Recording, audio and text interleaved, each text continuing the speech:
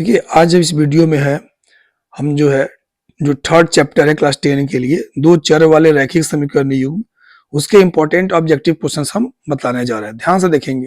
पहला क्वेश्चन, यदि रैखिक समीकरण कर्णों का युग्म संगत है तब उनके द्वारा निरूपित रेखाएं होती है। मैं बताना कि कौन सा ऑप्शन सही होगा। तो जो देखिए, जब भी वो कॉन्सिस्टेंट सिस्टम मतलब संगत सिस्टम में जो होती है तो वो प्रतिच्छेदी भी हो सकती है या संपाती रेखाएं भी हो सकती है। तो इसलिए ये ऑप्शन जो आपका जो होगा वो करेक्ट ऑप्शन होगा। दूसरा देखिए, रैखिक समीकरण में चर के घात की संख्या, हम जानते हैं कि रैखिक समीकरण में जो होता है वो चर के घात की संख्या क्या होती है, एक होती है। तो ऑप्शन नंबर यहाँ ए में एक है, तो ये आपका जो है करेक्ट ऑप्शन होता है। ठीक है। के किस मान के लिए समीकरण संपाती होगा, इसमें आपको बताना है कि वो संपाती कब होगा, उसका ऑप्शन आपको बताना है। तो जैसे कि यहाँ पर देखिए, यहाँ a1 है, यहाँ समझने के लिए कि a1 का मान 1 है, b1 का मान 2 है, c1 का मान 7 है। ओके। a2 का मान यहाँ पर 2 है, b2 का मान k है, c2 का मान 14 है। ओके। तो अब हमको बताना है कि ये जो है संपाती है, तो इसका मतलब कंडीशन इसमें क्या होता है कि आपका जो a1 बटा जो a2 है बराबर में आपका b1 बटा b2 होगा। तो इसका मतलब हो गया समझने के लिए कि 1/2 जो होगा वो बराबर 2/k होगा। तो यहां से जो है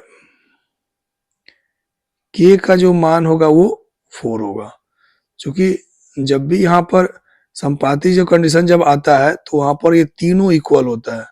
ठीक है। तो हम तो ये दो से रिजल्ट आ जा रहा है, क्योंकि यहाँ भी करेंगे तो 7/14, फिर यहाँ 1/2 ही होगा और ये रिजल्ट आपका जो है कंफर्म कर देगा। चाहे तो आप इसको भी ले सकते हैं 7/14, फिर इसको कटाएंगे तो 1/2 ही आएगा। तो रिजल्ट हमारा के का मान 4 आएगा। के कहीं के, दो दूनी 4। तो यहाँ पर जो ऑप्शन सी है वो आपका करेक्ट ऑप्शन है।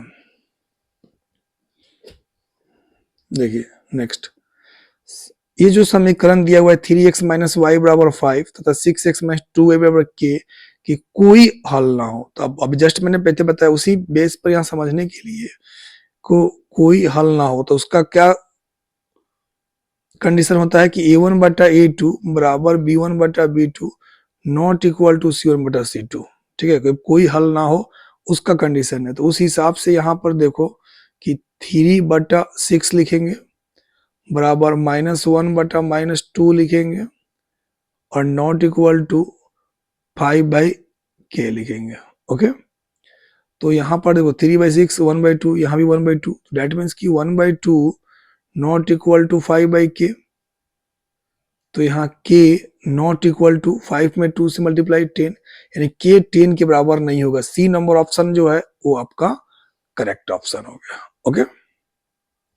अब यहाँ कर ऐसा कि समीकरण युग्म ये 2x + 3y = 5, 4x + 6y = 15 का है। मैंने इसका हल क्या होगा, द्वितीय हल है कि अनंत हल होगा कि कोई हल नहीं होगा, कि इनमें से कोई नहीं होगा, बताना है आपको। देखो यहाँ पर 2/4 यानी कि हम अगर a1 बटा a2 कर रहे हैं तो 2/4 1/2 आएगा। फिर b1 बटा b2 करेंगे तो 3/6, फिर 1/2 आएगा।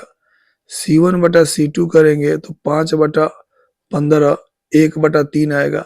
तो हमने क्या देखा यहाँ पर कि a1 बटा a2 जो है वो b1 बटा b2 के तो बराबर हो रहा है, लेकिन c1 बटा c2 के बराबर नहीं हो रहा है। इसका मतलब इसका कोई हल नहीं होगा।